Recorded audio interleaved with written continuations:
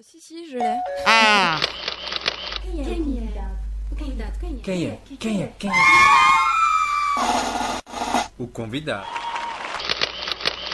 Esther, alors qui est notre invité? Alors, notre invité d'aujourd'hui est docteur en ethnologie. D'ailleurs, il faut qu'il nous explique c'est quoi ça. A été prof de français, prof d'histoire géo, de développement personnel et écrivain, metteur en scène et critique de théâtre. Le week-end dernier a présenté au public sa plus récente œuvre, Trop tôt pour mourir, au préau de Ober-Osbergen, du 19 au 23 septembre. Notre invité est Lionel Cortot. Bonjour Lionel. Bonjour Esther. Bonjour. Alors, comme on voit que tu fais tellement de choses, on aimerait savoir si vous pouvez nous citer 3 pays lusophones. La petite question piège. Brésil, Angola, Portugal. Eh ben bien, bravo. Et est-ce que vous avez déjà visité un? Non. Ah. Désolé. Est-ce que vous aimeriez en visiter un? Ah oui, bien sûr. Oui. Et ça serait lequel parmi ceux que vous nous avez cités? Vu l'actualité, on va dire le Brésil. Eh ben, ça change, je pense. Non, là, on va parler un peu plus sérieusement. On a vu sur votre présentation que vous avez un peu tout fait. Raconte un peu tout ce parcours. Raconte-nous qui est Lionel. Comme ça, en quelques mots. En fait, c'est... Mon parcours est lié en fait à plusieurs envies tout au long de la période des études en fait. J'ai fait un petit peu de politique d'ailleurs quand j'étais plus jeune et ça heureusement pour moi je l'ai mis de côté. Et puis à travers mes études donc j'ai fait de l'ethnologie comme tu le disais tout à l'heure donc effectivement je suis docteur en ethnologie. En quoi ça consiste? C'est en fait à s'intéresser à beaucoup de choses puisque c'est le propre de l'ethno, c'est d'aborder toutes les cultures qui puissent exister et sous des angles très différents et ça n'a fait qu'aiguiser un peu ma curiosité et mon envie de m'intéresser à un maximum de choses. Puis tout au long de ces études, j'ai découvert une passion pour le théâtre. L'écriture est venue aussi progressivement et puis c'est sous l'influence d'un ami qu'assez jeune, j'ai commencé à écrire pour le théâtre. Mais tout ça ne s'est pas décidé du jour au lendemain, ça s'est fait très progressivement. Et j'ai longtemps été tiraillé entre l'envie d'enseigner et l'envie de faire du théâtre. Et donc, pendant quelques années, j'ai enseigné le temps de finir ma thèse. C'est l'enseignement qui m'a permis de financer en fait mes études. Et puis, il y a quelques années de ça, 3 ans très précisément, j'ai craqué et j'ai décidé de tout plaquer pour monter ma boîte de prod et ma compagnie et faire du théâtre de manière beaucoup plus professionnelle.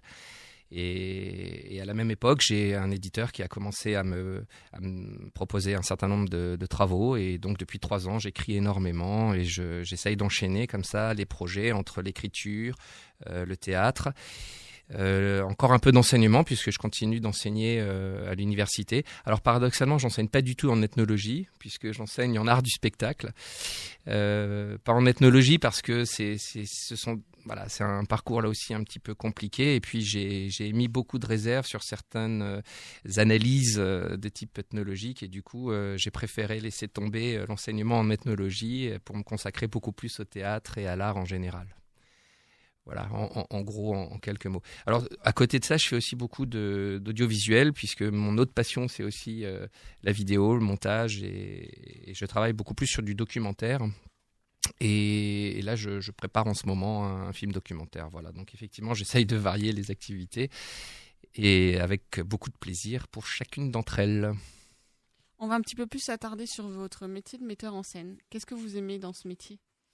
Alors, c'est pas tant la mise en scène d'ailleurs que j'aime que le fait de porter un projet. C'est ce que je dis souvent, plus que metteur en scène, je suis porteur de projet. C'est-à-dire qu'en fait, quand je choisis un spectacle, ce qui m'intéresse en fait, c'est toute l'aventure humaine derrière le spectacle. C'est-à-dire l'écriture en elle-même, évidemment, c'est la première idée pour moi, c'est vraiment d'écrire un spectacle. Je n'aurais pas, par exemple, envie de monter un spectacle qui ne soit pas écrit par moi. C'est pas par égocentrisme, mais c'est parce que pour moi, c'est un processus qui commence par l'écriture. Voilà, dans mon intérêt pour un spectacle. Donc, je commence à l'écrire et puis après, c'est la réflexion qui va passer par avec quel comédien je vais travailler, où on va le créer, comment on va le diffuser, donc où on va le jouer, comment on va le financer. Donc, c'est la recherche des fonds, des partenaires, des dossiers. Donc, ce qui fait que cette aventure commence entre 6 mois et 1 an avant la première. Donc c'est un très très long processus qui est très excitant parce qu'on passe par toutes les étapes. Donc cette réflexion en amont, c'est comment ce projet peut-il exister, comment va-t-il exister, quelle est la dynamique qu'il va falloir mettre en œuvre. Et puis petit à petit, les gens vont rejoindre le projet. Donc c'est une aventure collective qui démarre, c'est un jeu d'équipe, et c'est très excitant. Et petit à petit, comme ça, les choses prennent forme. Après, on va intégrer la réflexion sur les décors, sur les costumes, la musique qu'on va intégrer, est-ce qu'on va intégrer de la vidéo ou pas. Donc là, la réflexion sur la mise en scène commence à prendre forme. Là encore, avec qui je vais travailler, donc c'est la recherche des personnes idéales.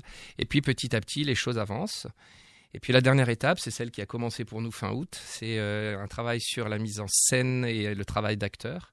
Donc le travail d'acteur, ça dépend des gens avec qui je travaille. C'est-à-dire que quand j'ai la chance d'avoir des comédiens talentueux, ce sont pratiquement eux-mêmes qui se mettent en scène, au sens où il n'y a pas besoin de directeur d'acteur quand ils sont doués.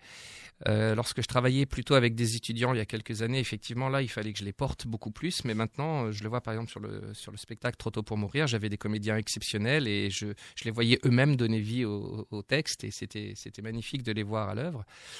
Et puis, toutes ces idées se fusionnent et ça donne naissance à un spectacle petit à petit. On est arrivé 8 jours avant le spectacle en résidence. Donc la résidence, c'est la dernière étape d'un spectacle. C'est-à-dire une fois que le jeu est en place, vous arrivez sur le lieu. Et là, on commence à travailler avec l'équipe technique, c'est-à-dire la régisseuse à la lumière, l'ingénieur son. Et là, petit à petit, on donne forme à la version définitive du spectacle. Et là, cette partie technique, surtout sur ce spectacle, était très compliquée, puisqu'il y a beaucoup de changements de costumes. Les lumières s'enchaînent très, très rapidement. On est dans une forme qui est assez proche du cinéma, dans la manière dont s'enchaînent les scènes. Et donc, il y avait une dimension technique très, très, très précise. Et là, il fallait beaucoup de temps. Et heureusement, le Préau nous a offert cette opportunité. Donc, le Préau, c'est le théâtre d'Oberhausbergen. C'est un théâtre magnifique, très grande jauge, très grand plateau. On y est très à l'aise. Et on a eu tout le temps nécessaire pour donner forme à ce spectacle et à lui donner vie. Voilà, donc pour répondre à ta question initiale, ce qui me plaît, voilà, c'est plus cette idée de porter un spectacle, c'est-à-dire d'entraîner toute une équipe dans une aventure. Et c'est à peu près 1 an comme ça de projet, de réflexion, jusqu'à ce que le spectacle tourne. Et évidemment, le bonheur final, c'est aux derniers instants du spectacle, quand le public commence à applaudir. Les applaudissements du public étant un peu le salaire des comédiens et voilà, et on a l'impression que tout est enfin abouti et c'est 1 an de réflexion qui d'un coup ressurgissent comme ça sur les applaudissements du public. Donc c'est extraordinaire, c'est très excitant et j'avoue que c'est un plaisir incomparable et j'aurais du mal aujourd'hui de me passer de ces sensations. D'ailleurs, on sent bien sa passion quand il nous parle. D'ailleurs, c'est bien. Mais j'aimerais savoir, alors, docteur en ethnologie, comme vous avez dit, vous ne travaillez pas dans ce domaine, mais est-ce que ça vous donne de l'inspiration pour vos pièces de théâtre ? Oui, bien sûr, bien sûr. Alors, comme je disais tout à l'heure, l'ethnologie et puis, de toute façon, les études en elles-mêmes m'ont donné le goût des connaissances et de la recherche, en fait. Et quand on me propose un projet, par exemple, Trop tôt pour mourir, à l'origine, c'est une commande. En fait, j'avais joué l'année passée un spectacle sur le traité de l'Élysée, donc c'était la rencontre entre De Gaulle et Adenauer dans la préparation de la réconciliation franco-allemande. Et on avait travaillé comme ça sur une longue tournée, à peu près 10 mois de tournée. Et on avait joué à Montbéliard. Et après ce passage à Montbéliard, la ville m'a contacté et en fait m'a proposé de réfléchir à un spectacle autour des premiers morts de la guerre, pour la simple et bonne raison que le premier mort français et le premier mort allemand, tombés au même moment, sont tombés tout près de Montbéliard, et la ville souhaitait donc travailler sur ce sujet. Et donc là, je suis redevenu un petit étudiant. J'ai eu accès en fait aux archives de la ville, et puis j'ai commencé mes recherches.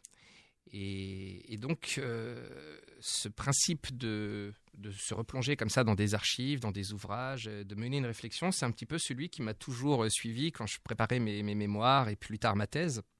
Et donc, en fait, j'ai toujours un peu l'impression d'être étudiant, l'éternel étudiant, toujours plongé dans les recherches. Lorsque j'ai travaillé sur le livre de Lavgès, c'est pareil, c'est 8 mois de recherche. Donc, en fait, c'est quelque part l'idée qu'on est tout le temps étudiant. C'est pas parce qu'on a fini, qu'on a sa thèse, qu'on est docteur, que les choses se terminent. Au contraire, j'ai l'impression que qu'on s'engage en doctorat, on fait le choix tout simplement d'accorder une partie de son existence à la recherche. Et donc on demeure curieux, on demeure le plus possible intéressé, passionné peut-être parfois. Et c'est vrai que c'est ce qui est un petit peu le moteur de cette activité et de ce travail en général. Voilà, donc effectivement, l'ethnologie m'a apporté ça, c'est l'envie de m'intéresser à toutes sortes de sujets, que ce soit des commandes, donc si la commande m'intéresse, je m'y investis, ou alors des sujets que je vais choisir moi-même. Dans tous les cas de figure, c'est l'idée de les aborder de quelque manière que ce soit et d'y apporter le plus d'enthousiasme possible et de me laisser porter un petit peu par ce que je découvre et de creuser un petit peu, d'être toujours à la quête d'informations, d'anecdotes. J'adore par exemple dans mes ouvrages distiller au fur et à mesure des anecdotes et c'est un petit peu le principe de la recherche et du plaisir que ça procure. Et un plaisir qu'on a envie de partager du coup avec les gens qui vont nous lire par la suite. Alors, Trop tôt pour mourir, qui a été joué à Strasbourg, donc au Préau de Oberhausbergen du 19 au 23 septembre, et qui va être joué à Montbéliard du 10 au 17 octobre. Okay. On va juste faire un petit résumé, peut-être pour notre auditeur que ne comprenne pas, peut-être pas trop bien le français. Lionel falou muito, explicou-nos muito essa paixão pelo teatro. O teatro dele chama-se Muito Cedo para Morrer, que é a história dos 2 primeiros mortos da guerra. O Lionel é, agora eu não sei dizer em português, que é etnologia, e talvez essa paixão da cultura ajudou a escrever estas peças, mas este livro e esta peça de teatro foi encomendada. O Lionel falou muito, é impossível, mas fica aqui o pequeno resumo, e acho que agora vamos passar uma pequena música. Retour sur RBS et Voz Portugal, et comme vous avez pu entendre, nous avons un invité aujourd'hui, c'est Lionel Courtauld. Nous avons déjà fait une première partie où il nous a un petit peu présenté qui il est et ce qu'il fait dans la vie. Après l'agenda, nous reparlerons un petit peu de plus de sa pièce de théâtre. Soyez attentifs. Merci Laetitia. Maintenant, on va faire un cadeau à nos auditeurs, je pense. On va offrir Trop tôt pour mourir de Lionel Courtauld, notre invité, et on aimerait savoir les noms des personnages. Donc, on vous attend au 03 88 10 94 93. Voilà, n'hésitez pas à nous appeler pour gagner ce magnifique livre, Trop tôt pour mourir. Signé De la main de Lionel Courtauld, bien sûr. Attention, hein. Si vous voulez, vous pouvez même demander une dédicace spéciale. Profitez-en, il est là. Si vous voulez parler au téléphone avec lui, n'hésitez pas, mais par contre, pendant les chansons. En tout cas, si vous avez des questions, n'hésitez pas, des dédicaces comme d'habitude, pensez à nous appeler au 03 88 10 94 93. Donc je vous rappelle que vous pouvez nous appeler au 03 88 10 94 93 si vous avez des dédicaces ou si vous souhaitez poser des questions à notre invité, Lionel Courtauld, sur sa pièce de théâtre, sur son parcours, n'hésitez pas. On vous attend. D'ailleurs, on vous rappelle la question pour gagner le livre Trop tôt pour mourir, le nom des personnages. Alors on va voir qui est-ce qui va être le plus rapide à nous appeler. Quem é? O convidado. On est de retour avec notre invité Lionel Courtauld qui a écrit et mis en scène la pièce théâtre Trop tôt pour mourir qui a été jouée le week-end dernier au Préau d'Oberhausbergen. Alors Lionel, raconte-nous un peu l'histoire de Trop tôt pour mourir. Alors, Trop tôt pour mourir raconte le destin des 2 premiers morts de la guerre. Donc, dans un premier temps, lorsqu'on m'a commandé ce travail, il s'agissait de mener un projet autour du premier mort français, le caporal Peugeot. Et en fait, lorsque j'ai commencé mes recherches, j'ai découvert que dans l'escarmouche qui va entraîner la mort du caporal, il y aura également le décès du lieutenant Mayer. Donc, en fait, il s'agit en fait des 2 premiers morts, à la fois du mort français et du mort allemand. Donc, lieutenant Mayer, caporal Peugeot, je le répète, si des fois les auditeurs sont attentifs. D'ailleurs, qu'on a déjà un gagnant. Voilà. Vive Internet, je pense que Internet a été d'une aide précieuse. Avec les nouvelles technologies, nos auditeurs sont toujours oui, je vois. réactifs, puisqu'on peut nous écouter à la radio, mais également sur Internet et via les applications sur smartphone. Et ben voilà, donc quelqu'un a fait la recherche Et donc la pièce va raconter effectivement le récit de leur mort, mais va s'intéresser en fait à leur destin 2 ans avant la guerre. Donc le spectacle commence en 1912 et permet de mettre en parallèle ces 2 destins. Donc c'est déjà quelque chose de choisi au niveau de la mise en scène, puisque le plateau est séparé en 2. Et vous avez côté jardin la famille Peugeot, et côté cour le destin du lieutenant Maillère et de la famille Maillère. Et donc on les voit évoluer comme ça pendant 2 années. Les 2 deviennent militaires par leur service militaire pour le caporal, et le lieutenant lui devient militaire. Et en fait ils vont décéder, leur destin va se croiser 2 jours avant la guerre. Donc en fait c'est l'originalité du spectacle et de leur destin, c'est que ces 2 premiers morts sont tombés 2 jours avant la déclaration de guerre. Il faut savoir que 2 jours avant la guerre, la France essaye encore d'éviter le conflit, et le président Poincaré demande aux troupes françaises de reculer de 10 km. Et le lieutenant Maillère, avec sa patrouille, va recevoir comme ordre de mission d'aller vérifier cela, et donc de rentrer sur les territoires français. Et c'est lors de cette mission qu'on peut appeler d'espionnage que la patrouille allemande va tomber sur une patrouille française, et que les tirs vont s'échanger. Le lieutenant Maillère va charger de manière assez étrange, et c'est un petit peu la trame du spectacle. C'est un petit peu porté par cette dimension. Et les Allemands auraient pu fuir, et c'est d'ailleurs le cas de la patrouille, puisqu'ils sont 7 hommes et les 6 vont s'enfuir, sauf le lieutenant Maillère qui lui va charger. Et on ne sait pas trop pourquoi il l'a fait. Et donc tout ce que je développe dans les 2 premières parties du spectacle, c'est une réflexion sur ce personnage, en définissant et en dessinant en fait une sorte de héros romantique, un personnage un peu torturé.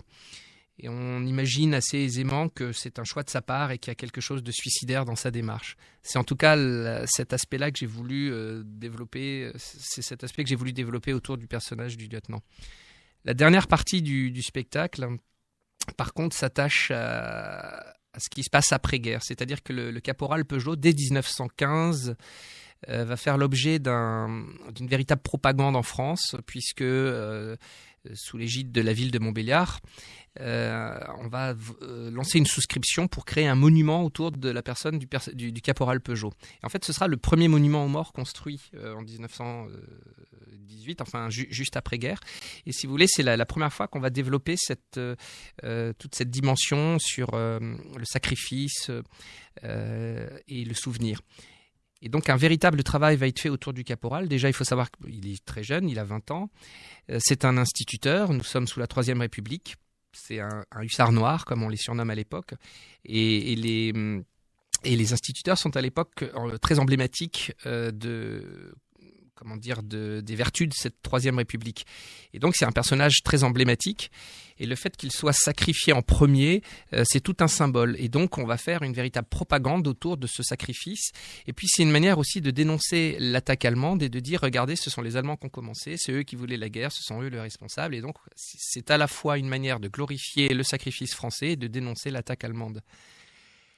Du côté allemand, par contre, on est très embêté avec cette mort, parce que le lieutenant, en fait, tombe 2 jours trop tôt, d'où le titre, trop tôt pour mourir, et de manière injustifiée. Il n'a pas le droit de franchir la frontière avant la déclaration de guerre.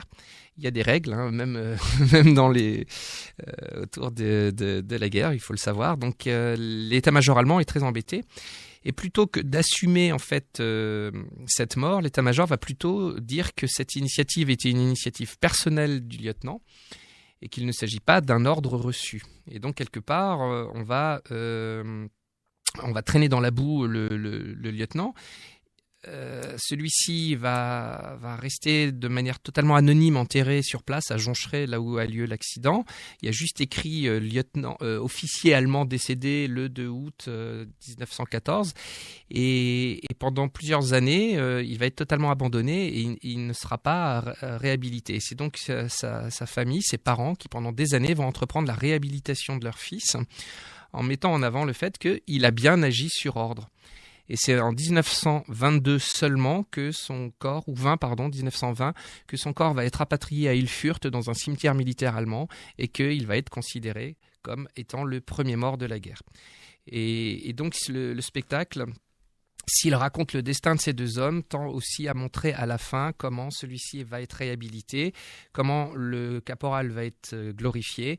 Et si vous voulez, c'est une manière de traiter le conflit de manière franco-allemande. Hein. C'était un de mes objectifs prioritaires, de ne pas faire juste le récit du destin du premier mort français, mais bien de mettre en scène les deux premiers morts et d'illustrer une fois de plus l'absurdité de cette guerre et de la folie qui allait démarrer ce jour-là. Dernière anecdote, donc ces deux hommes tombent 2 jours avant la déclaration de guerre. Et le spectacle, dans la dernière partie, traite de la construction du mémorial pour le caporal et de la réhabilitation du lieutenant. C'est-à-dire que le spectacle reprend à partir de 1918. Donc le spectacle qui traite des premiers morts de la guerre n'aborde jamais la guerre, puisque il traite de tout ce qui se passe avant le 2 août. La guerre démarre officiellement le 4 août. Et puis on se retrouve tout de suite après-guerre. Et donc à aucun moment on ne parle de la guerre en elle-même. C'est tout ce qui va se passer en amont et après la guerre. C'est aussi une manière, si vous voulez, pour moi, de fermer une boucle, puisque l'an dernier, j'avais travaillé sur la réconciliation franco-allemande entre De Gaulle et Adenauer. Et là, je reviens aux origines de cette haine.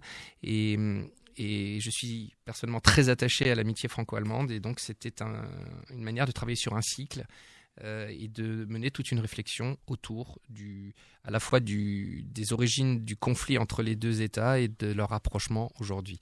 Un rapprochement plus que nécessaire.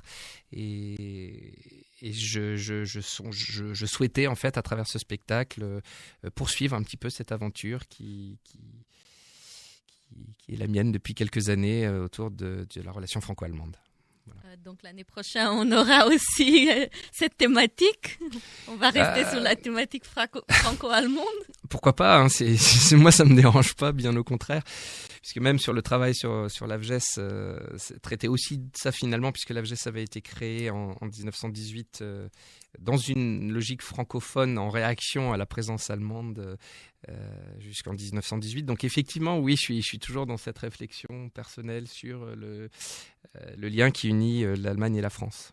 Parce que moi, j'ai regardé 2 de vos pièces de théâtre. C'était le sang des abattoirs et le meilleur des mondes. Oui. Donc, ils avaient une touche humoristique. Donc, est-ce que ces 2 théâtres, donc celui-là de l'année dernière et celui-là Trop tôt pour mourir, ça reste dans cette non, pas du tout. Cette démarche, pas du tout. Alors, c'est vrai il fut un temps où j'écrivais des pièces plutôt provocatrices. Et en fait, c'est un petit peu le hasard des rencontres et du destin qui a fait que je suis venu à écrire des drames historiques. Donc effectivement, Trop tôt pour mourir est plutôt très sombre, même si la manière dont on l'a monté fait que le poids de l'histoire passe très très bien et le spectacle est relativement court, donc on n'a pas le temps de sentir cette tension. Le spectacle précédent, De Gaulle Adenauer, c'était effectivement tout sauf très drôle, même si de temps en temps, on a essayé quand même de distiller un peu d'humour. Mais globalement, ce sont plutôt des sujets très, très, très, très durs. Et donc, je me suis un petit peu éloigné de cet humour un peu provocateur que tu mentionnes. En fait, ça me fait penser à une anecdote d'ailleurs au Préau, une des responsables du théâtre me charriait un petit peu sur le fait que mes derniers spectacles étaient plutôt, tristes et un peu sombres, et en provoquant m'inviter à écrire quelque chose de plus drôle. Et en fait, je lui ai rappelé que c'était mes origines. Paradoxalement, même si là, j'ai pas l'air drôle, je peux l'être. Et en fait, effectivement, c'était un petit peu un grand écart. Il faut savoir que le tout premier spectacle que j'ai monté en 2000 était un drame... un drame moyenâgeux, donc une fable médiévale. Donc voilà, je peux être amené à travailler sur des sujets très très très divers. J'aime à la fois des sujets très durs et au destin plutôt sombre, mais j'aime aussi l'ironie, la provocation. C'est effectivement une manière d'écrire complètement différente, une manière de travailler, de jouer. Ce sont des univers très opposés. J'aime les deux, hein, sans hésiter, bien sûr, et j'espère revenir sur des choses plus légères et plus drôles prochainement. Ça va dépendre des commandes ou des ou de l'inspiration ou de la manière dont les choses se présentent. Voilà, finalement, je suis pas totalement libre, tu vois. Je suis obligé de suivre aussi un petit peu ce que l'actualité ou ce que les offres me proposent, quoi, tout simplement. Donc, je suis aussi dans une logique où je réponds un petit peu à la demande. Donc, effectivement, je suis pas toujours dans un choix qui, dans ce cas-là, devient cornélien.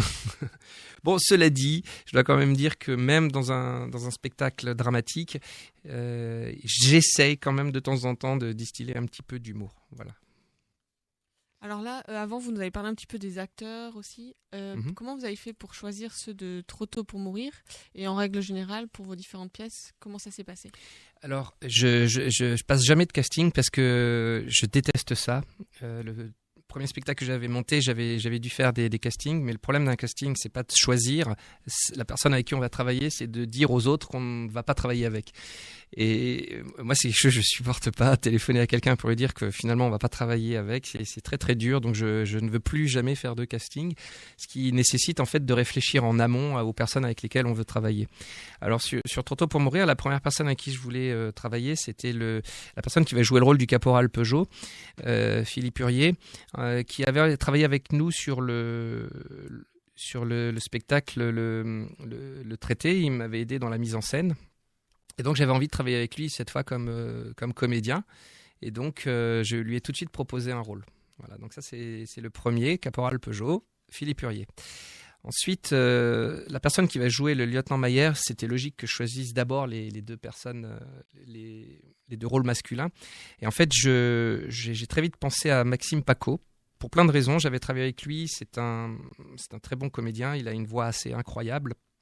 Et je songeais à utiliser des voix off dans le spectacle, des voix off qui sont en fait des lectures de lettres adressées à sa fiancée. Donc je trouvais que sa voix était excellente. Et puis bon, le comédien en lui-même, et puis il a une personnalité incroyable, une grande richesse. Et j'ai très vite voulu travailler avec Maxime Paco.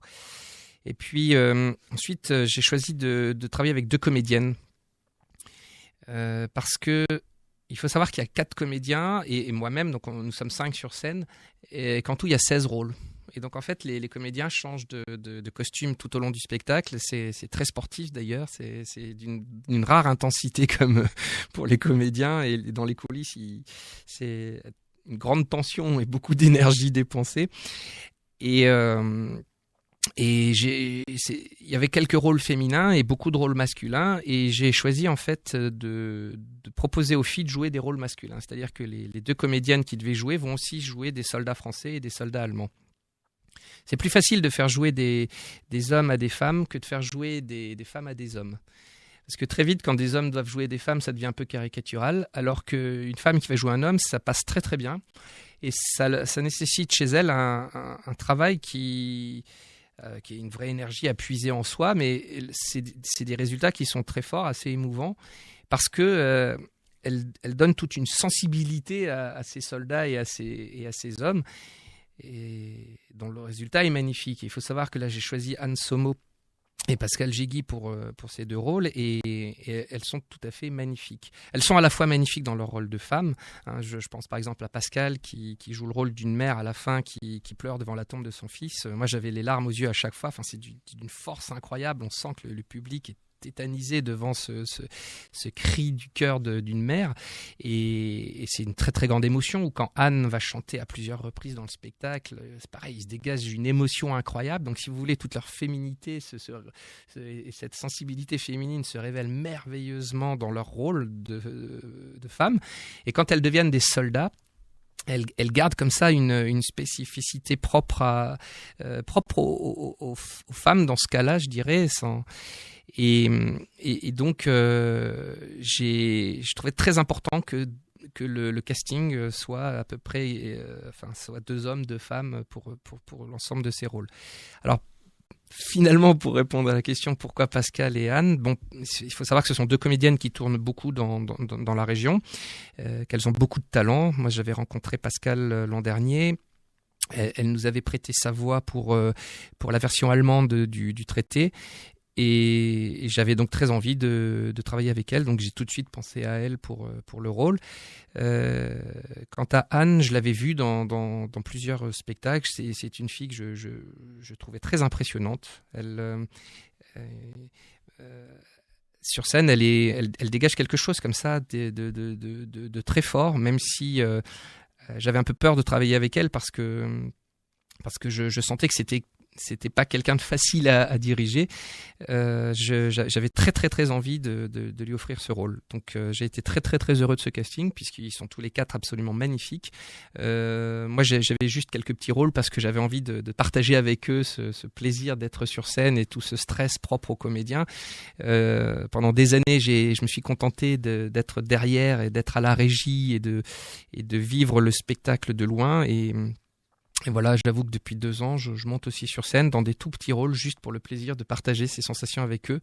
J'ai été très très fier du travail qu'on a fourni ensemble et j'avoue qu'ils ont porté ce projet sur scène d'une manière remarquable et voilà, j'ai été très très ému de voir l'évolution de ce spectacle qui s'est fait en même temps de manière extrêmement naturelle et paradoxalement j'ai même pas eu de stress ou de peur ou quoi que ce soit. Voilà, tout s'est géré de manière tellement naturelle et très très professionnelle que c'est quelque chose qui coulait de soi. Et voilà, et je les en remercie. Je ne sais pas s'ils écoutent l'émission, mais en tout cas, ça a été un vrai bonheur de travailler avec eux. On va continuer notre émission. Lionel, il sera toujours avec nous, mais là, on va passer à une chanson. Je suis trop bavard, hein, c'est ça? Non, mais tu peux le dire. Non, pas du tout. A pesquisa realizada em 2013 mostra que em Timor-Leste 48,4% das crianças com idade entre os 13 et os 15 anos são fumadores. Donc ça, je veux aussi traduire en français parce que je trouve ça assez choquant. Donc au Timor-Leste, 48,4% des enfants entre 13 et 15 ans sont des fumeurs et certains de leurs professeurs fument aussi pendant les cours. Je crois qu'on n'a même pas de commentaires. Réaction de notre invité qui est professeur. Non, moi, je sais pas si c'est ça qui me choque le plus ou de voir comment en quelques années le tabac est devenu quelque chose d'extrêmement. Enfin, il y a 20 ans, on fumait très couramment et je suis étonné de voir comment sociologiquement en si peu de temps on est passé d'une société où le tabac était très courant à une société aussi répréhensive. Donc c'est pour ça que moi ça me choque pas plus que ça en fait. Ce qui me choque, c'est aujourd'hui de voir comment on fait d'un fumeur potentiel un délinquant en puissance. Je trouve ça assez étonnant. Et pourtant je fume pas. Radio RBS 91.9.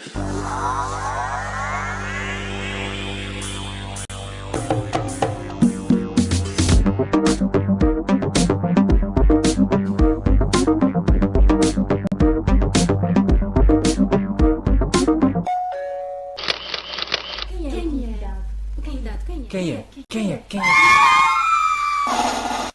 O convidado. Quem est au convidado? On est toujours avec notre invité Lionel Courteau. Et nous 5, donc on a fait partie d'une association qui était partenaire avec l'AFGES. Donc bien sûr, on va porter un peu l'intérêt à votre livre sur l'AFGES. Pourquoi avoir écrit sur l'AFGES? Parce que j'avais été invité lors de la cérémonie des 90 ans. Et puis j'avais discuté avec les représentants de l'AFGES. Il se trouve qu'il n'y avait jamais eu de livre fait sur l'AFGES. Je trouvais ça assez étonnant. J'ai découvert ce jour-là qu'il y avait une histoire assez incroyable. Et du coup, à l'issue de cette discussion, on a décidé de partir dans cette aventure et de rédiger le livre des 90 ans de l'AFGES. Voilà, donc c'est encore une fois une rencontre, hein, c'est ce qu'on disait au début d'émission. C'est des choses comme ça qui s'imposent d'elles-mêmes. Et puis à partir de là, ça a été 8 mois de recherche pour arriver à raconter une aventure humaine assez incroyable. Alors est-ce que vous voulez qu'on se plonge un petit peu dans l'histoire de l'AFGES ou est-ce que vous avez des questions parce que c'est un sujet. Pas forcément.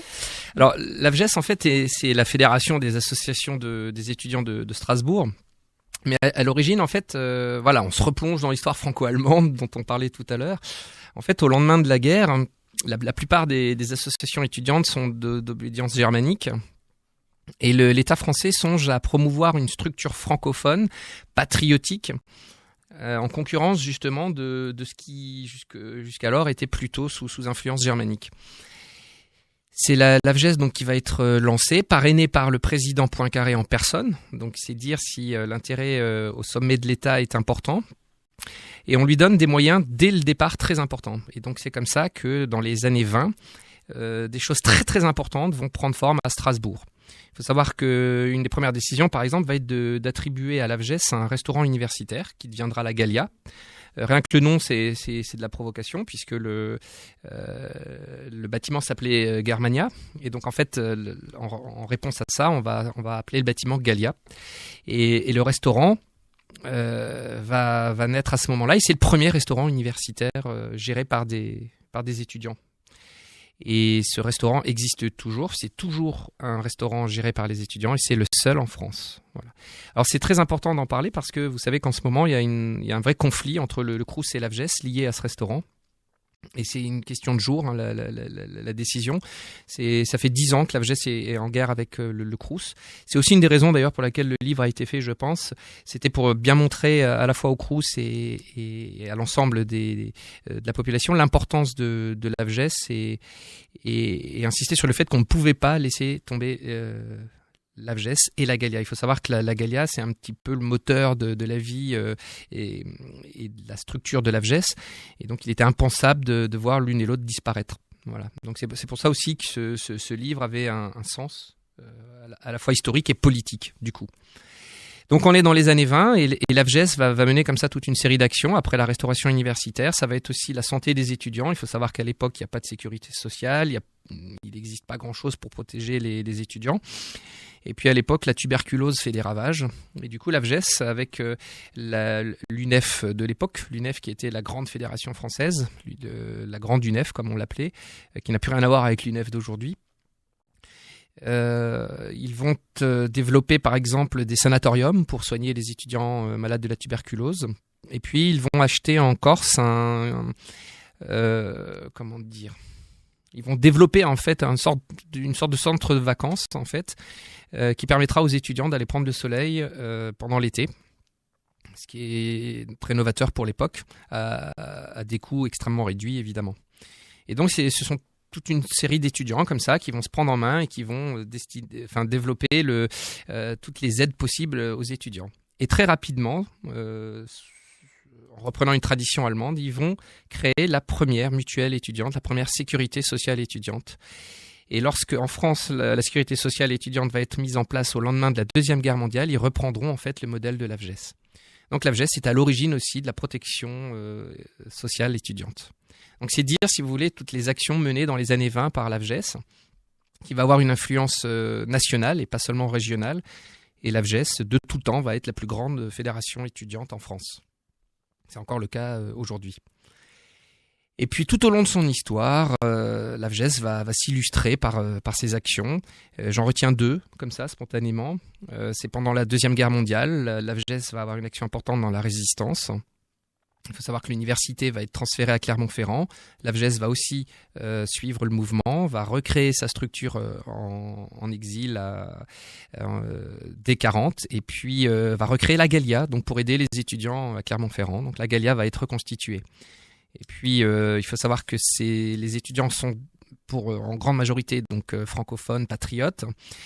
Et rentreront très vite dans la résistance. Et en 1943, l'université de Clermont-Ferrand va subir 2 rafles, une à l'université même et l'autre à la Gallia. Et la plupart des dirigeants de l'AFGES vont être arrêtés à l'époque. Voilà, donc c'est cette action de l'AFGES dans la résistance que je voulais souligner à l'antenne. Et puis la deuxième, qu'on connaît peu et qui est pourtant incroyable de retentissement, c'est en 1966, l'action des situationnistes qui vont prendre le pouvoir à l'AFGES. Et les situationnistes, en fait, vont être ceux qui vont inspirer, en fait, les mouvements de 68. En 1966, ils vont faire paraître un ouvrage qui s'appelle « De la misère en milieu étudiant », encore un retentissement national. C'est l'AFGES qui va le produire, le diffuser, sous l'influence des disciples de Debord.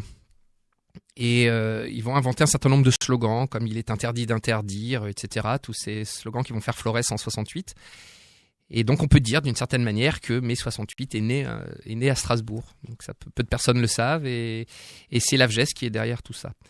C'est une action qui va être importante. Il faut savoir que à ce moment-là, la FGES est plutôt très ancrée dans l'action politique. Elle est plutôt très à gauche à ce moment-là.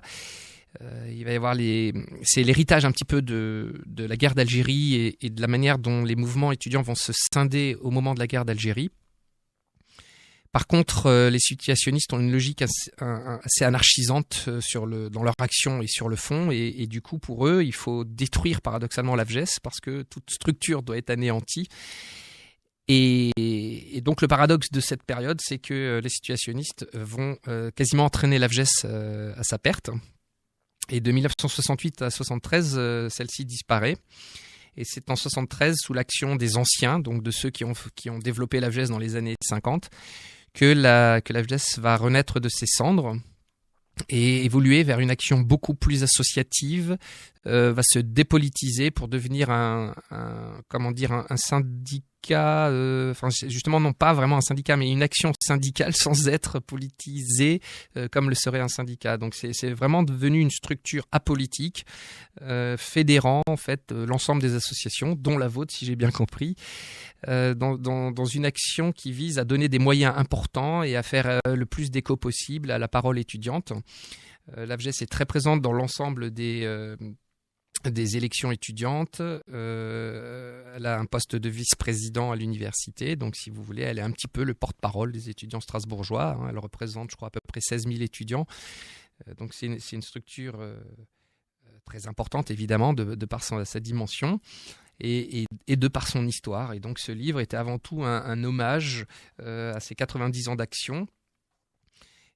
C'est un livre qui est un soutien à la fois à la FGES et donc, comme je le disais précédemment, un hommage à celle-ci. C'est une manière finalement d'institutionnaliser la FGES dans le paysage local et de montrer à quel point son influence a été aussi bien sur le destin des Strasbourgeois, puisque je ne peux pas rentrer dans le détail là en quelques minutes, puisque c'est un ouvrage assez important. C'est à la fois donc l'ancrage de la FGES au niveau strasbourgeois, mais également national, puisque la FGES a eu cette action à l'échelle nationale. Et pour l'illustrer, j'ai un dernier exemple, c'est la FAGE, donc qui est aujourd'hui le descendant de l'UNEF-AG, donc la structure qui fédère l'ensemble des fédérations française. Et en fait, la FAGE, aujourd'hui, qui est la première structure représentative étudiante, puisqu'elle a battu l'UNEF aux dernières élections, eh bien, la FAGE a été créée par la FGES en 1989. Voilà, donc on fête aujourd'hui les 25 ans de la FAGE, et il faut savoir que c'est encore la FGES qui a créé la FAGE. Donc la FGES est toujours très présente dans l'action dans la vie étudiante. Et pour finir sur une ironie du destin, la FGES a aussi contribué à la création du Crous dans les années 50 et en 55. Et depuis 57, il faut savoir qu'il y a une vraie tension entre le Crous et la FGES parce que justement leur mission s'entremêle et il y a toujours une forme de concurrence. Et puis c'est aussi la structure, la position paradoxale de la FGES qui à la fois représente les étudiants et qui décide donc des choix des étudiants, mais qui en même temps bénéficie d'un soutien financier du Crous, ce qui fait qu'elle est des structures nationales. Donc en fait, si vous voulez, il y a le paradoxe entre à la fois la reconnaissance de la FGES comme institution et en même temps comme action militante étudiante. Donc si vous voulez, parfois elle marche un petit peu sur les plates-bandes du Crous, et voilà, ça explique un petit peu les tensions qu'il peut y avoir entre les deux. Et le Crous, clairement, aurait souhaité réduire un petit peu la marge de manœuvre de la FGES en lui retirant la gestion de la FGES, de la Gallia, pardon. D'après les dernières informations que j'ai, il semble que le Crous est en train de perdre son combat, puisque sous la pression des collectivités qui soutiennent massivement la FGES, que ce soit la région, le Conseil général et la ville de Strasbourg, qui apporte un soutien très très très important à la FGES, il semble que l'État va petit à petit prendre la décision de la pérennité donc à la fois de la FGES et de la Gallia. Donc tout ça semble en bonne voie. Voilà, vous pourrez continuer à manger à la Gallia. C'est bien d'ailleurs. Alors, c'est une histoire d'Alsace, la FGES, 80 ans au service des jeunes. Tout ça que vous venez de nous Les parler éditions est du là-dedans. Cygne. Est Oui, là-dedans. oui, c'est illustré, il y a beaucoup de photos. Enfin, voilà, je suis très content de cet ouvrage qui finalement est oui, encore une fois, un bel hommage à l'action de tous ces jeunes. Et vous savez, quand j'étais étudiant, c'est rigolo parce que j'ai beaucoup bénéficié de l'action de la Vgest sans m'en rendre compte. Par exemple, je déjeunais ou je dînais à la Gallia, j'allais au caveau. Je ne sais pas si votre génération a connu un petit peu le caveau. Il est fermé maintenant, donc je ne sais pas trop où vous en êtes par rapport à ça. Moi, je sais que j'allais beaucoup aux soirées du caveau et je ne savais même pas que c'était géré par la Vgest en fait. Voilà, et donc le caveau est fermé aujourd'hui parce qu'il y a des travaux à faire et que le Crous refuse de faire les travaux, donc malheureusement. Je pense que les travaux étaient nécessaires quand même. Oui, enfin c'était la singularité du lieu, c'est justement qu'il n'y avait pas un confort particulier, c'était une cave plus ou moins aménagée. Moi, c'est ce que j'aimais justement. Et on pouvait y manger en fait. Il y avait une partie du caveau qui était toujours ouverte. Ouais, c'est ça, c'est ça. Et le pouvoir soir, on se manger transformait Galia en et boîte ça de se nuit. transformait en Voilà, c'est ça. boîte de nuit. Ouais. Je te sens très sceptique, mais moi j'y ai passé des super soirées. J'aimais beaucoup justement le fait que ce soit pas une vraie boîte de nuit et qu'il y avait une dimension un peu précaire, mais c'était le côté très sympa. Oui, c'était original. C'était original, ça coûtait 3 fois rien. Enfin, c'était des soirées assez mémorables. Et voilà, et je disais donc en amont que j'ai profité largement donc des actions de la Vgest sans m'en rendre compte, puisque je savais pas que c'était cette structure qui était derrière tout ça. Et donc quand j'ai commencé ces travaux, c'est avec beaucoup d'émotion que j'ai découvert que finalement j'avais très très largement bénéficié en fait de l'action de la Vgest sans même le savoir. Voilà. Et où on peut trouver ce livre et les autres? Le livre de la Vgest est en librairie un peu partout en Alsace, donc c'est aux éditions du Cygne. Au pire, vous pouvez toujours aller sur le site des éditions du Cygne. Par contre, pour le livre Trop tôt pour mourir, il faut aller sur le site de Démo d'un jour, qui est en fait la structure qui a édité le livre, ou sur mon site. Il suffit, ou sur Amazon, il suffit tout simplement de taper mon nom ou celui de la pièce. Voilà, il est très facile à trouver en ligne. Alors, on a un petit peu parlé de vos projets passés, ceux qui viennent d'être faits, et est-ce que vous avez des projets futurs? Oh là là. Pièces, nouveaux livres? Ouais, j'ai un gros problème. Je pense que là, ça relève de la psychanalyse. J'ai un gros problème. Je suis toujours obligé de travailler sous pression et d'avoir tout le temps moult projets. Et c'est vrai que je pense que c'est un moyen de combattre le vide, cette manière obsessionnelle de travailler. Et là, j'ai un projet qui est en train de me tuer à petit feu. C'est un projet très très difficile qui me rend un peu fou. C'est une commande, encore une fois. C'est un scénario de bande dessinée, parce que je fais aussi beaucoup de scénarios de bande dessinée. J'en ai deux là, une qui va sortir, qui vient de sortir sur l'histoire. C'est une histoire du scoutisme.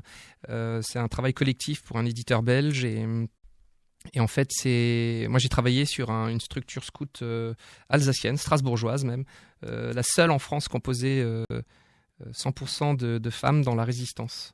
Et c'était un mouvement de résistance basé à Strasbourg qui s'appelait Les Purs Sangs, et ce n'était que des femmes. Et je raconte un peu leur histoire dans cette BD, qui est une BD, donc l'éditeur belge, c'est TJ Édition, je crois, un truc comme ça. Et ça s'appelle Parole Scout. Et l'autre projet sur lequel je travaille, qui est celui qui me rend fou en ce moment, c'est l'histoire de l'électricité de manière humoristique. Mais pour pouvoir faire rire de l'électricité et de ses découvertes, il faut d'abord maîtriser le sujet. Et moi, je suis un pur littéraire, une caricature. Et du coup, les sciences, c'est pas du tout mon domaine. J'ai une chimiste en face de moi, je lui fais signe là-dessus. Donc j'ai beaucoup de mal à maîtriser l'ensemble des découvertes sur l'électricité. Donc c'est de la pure physique. Et la difficulté, c'est pas tant de la comprendre, mais de la scénariser par la suite, puisque comme dit précédemment, ça doit être de manière assez humoristique. Donc j'ai inventé un petit peu un concept. Donc tous les scientifiques qui font des découvertes sur l'électricité vivent à la même époque, dans un espèce de château à la Poudlard, avec des personnages récurrents, des personnages plus ou moins rigolos. Vous avez par exemple un chat et un rat qui sont omniprésents dans la pièce et qui commentent tout ce qui est découvert. Un rat qui est plutôt un surdoué, puis un chat qui est toujours victime des expériences. Donc si vous voulez, c'est avec un formidable dessinateur, donc c'est une très belle BD. Mais le problème, c'est que pour la scénariser, encore une fois, j'insiste, il faut que je comprenne tout. Et cette nuit, je me suis battu avec Ampère. Aujourd'hui, je vais devoir me battre avec Faraday. Et moi, c'est pas du tout mon domaine et ils me rendent fou. L'éditeur me met beaucoup de pression parce que je suis en retard. La pièce m'a pris énormément de temps et donc là je dors pas beaucoup, je suis sur les nerfs et ce projet est en train de me tuer, j'insiste un petit peu, j'ai hâte, vous ne pouvez pas imaginer à quel point d'en finir.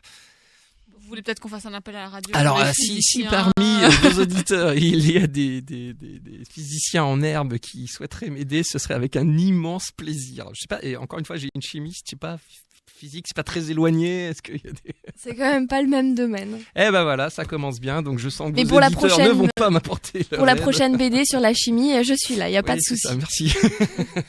Bon, c'était notre interview avec notre invité Lionel Courteau, mais il reste avec nous pour la table ronde.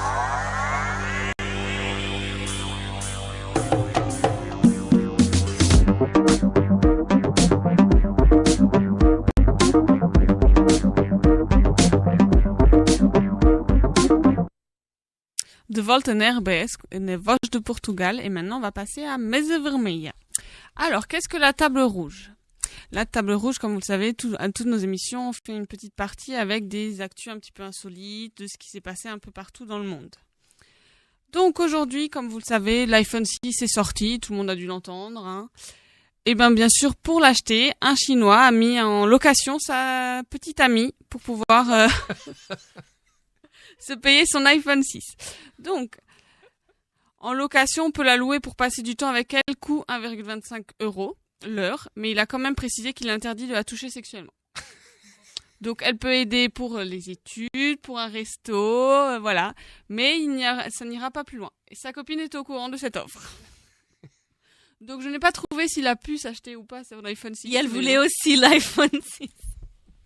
Il avait fait des petites pancartes avec écrit à louer, voilà.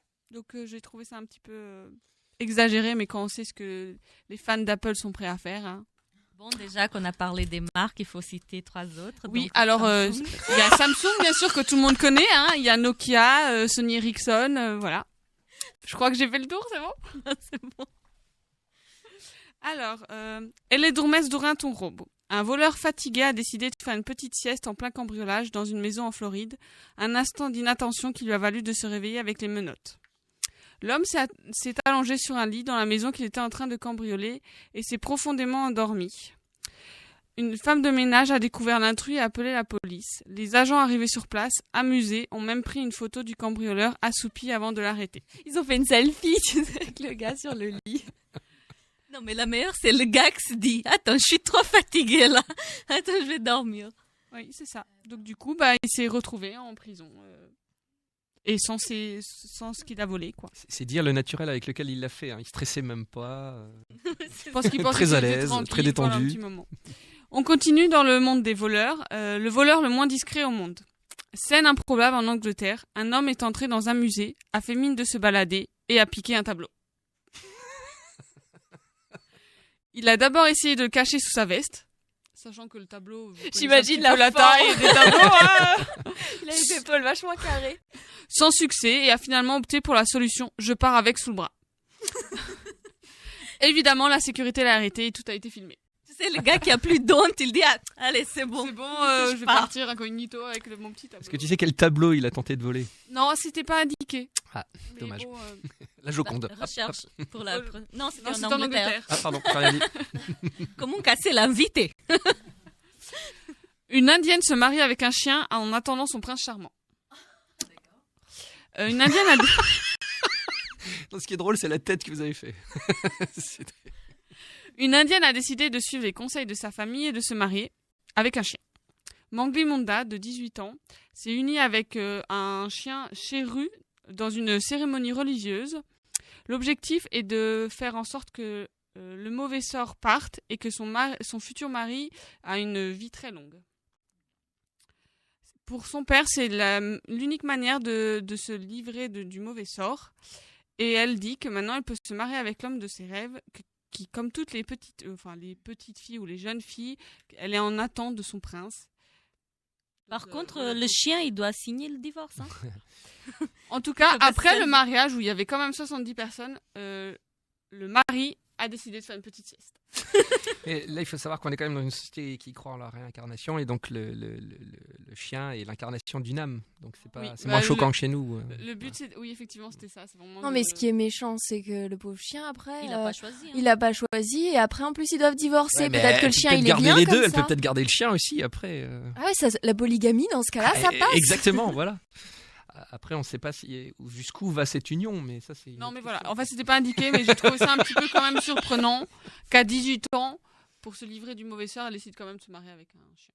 Je pense qu'à 18 ans, ce n'est pas trop tard pour. On a toujours dit que c'était le meilleur ami de l'homme, hein, le chien. La C'est preuve. vrai. En tout cas, votre émission, ça entre le chien qui se marie, l'anaconda dont il faut pas tirer la C'est queue. très, Enfin, je vois qu'il y a- animalier. Voilà. Oui. On est l'ami des animaux. Ouais, je vois, j'entends. Alors, une petite dernière. À Las Vegas, elle se marie avec un carton de Robert Pattinson. Une- Et mais Twilight, ça fait du mal, mais un chien, carrément, c'est ça. Une américaine de 25 ans, je ne citerai pas le nom, est absolument fan de Twilight. Tellement fan qu'elle a dépensé près de 2300 € pour se marier il y a 1 an à Las Vegas avec Robert Pattinson. En carton, le Robert Pattinson. Elle l'avait trouvé en grandeur nature dans un magasin et se déclare aujourd'hui plus heureuse que certains couples de jeunes mariés. Ouais, mais comment elle a pu se marier? C'est étrange, ça. Quand même. Non, mais à Las Vegas, je crois qu'ils acceptent tout. Et n'importe quoi. Attends, c'est Elvis qui Ah, te mais marie quand même. ils Vous Donc, avez déjà entendu une personne qui Ils voulait doivent se marier avec soi-même. Hein, donc, Oui, on a déjà eu ça. Ah, Ouais, ok. c'est vrai. Celui qui s'était marié avec lui-même. Ah, oui, c'est Woody Allen qui dit qu'il aime bien la masturbation parce qu'il fait l'amour avec la personne qu'il préfère. Lui-même. Voilà. Oui. C'est un peu dans le C'est même. pas bête. Effectivement. Mais cela dit, je maintiens qu'un carton peut pas signer, donc je vois pas comment le contrat a pu être. Je sais pas bon, trop bref, si c'est vraiment les mêmes spécificités à Las Vegas. Bah, Nathalie, on te demande pour la prochaine émission d'aller te marier avec un carton à Las Vegas. Voilà, Et comme ça, Voilà, tu je nous vais raconteras tester, ton tu dois expérience. tester les informations que tu donnes à l'antenne, exactement. Vous me payez le voyage Un joli défi. On va se Vous payez cotiser. le voyage là non, mais attends, je Tu demandes à préfère, RBS. je préfère celle du tableau. Ah, tu vas essayer de voler le tableau Moi, je vais épouser. Prochain musée Michel. à Strasbourg, Tommy Ungerer, tu sais, une toile a disparu, on sait, c'est Natalia. Je teste. On m'a dit de tester, je teste. Donc voilà, c'était les petites informations de Mesa Vermeille. Alors, on va. Donc, c'est déjà l'heure de se quitter. Donc, merci pour notre invité. Ah, mais d'avoir merci été là. beaucoup, c'était un plaisir. On voit qu'il s'est bien amusé, en tout cas, qu'il a bien Non, mais rigolé. c'est vrai que c'est intéressant. Puis ce qui est sympathique, c'est que vous laissez le temps aux invités de parler. Parce que y a certaines radios où on doit parler en 2 minutes, c'est extrêmement frustrant. Et là, on a un peu le temps de discuter. C'est très agréable. Merci beaucoup. Merci à vous. Merci à vous. Donc, la semaine prochaine, on parlera des avantages de la fiscalité au Portugal. Et on rappelle le nom de notre vainqueur du grand concours d'aujourd'hui pour gagner le livre Trop tôt pour mourir, donc Sébastien Pereira. Et donc on dédicace la dernière chanson, une dédicace d'Isabelle à toute l'équipe radio, aux membres d'RBS et à tous les auditeurs. Et la chanson sera Tiaguinho Carac Moulek. J'allais le dire.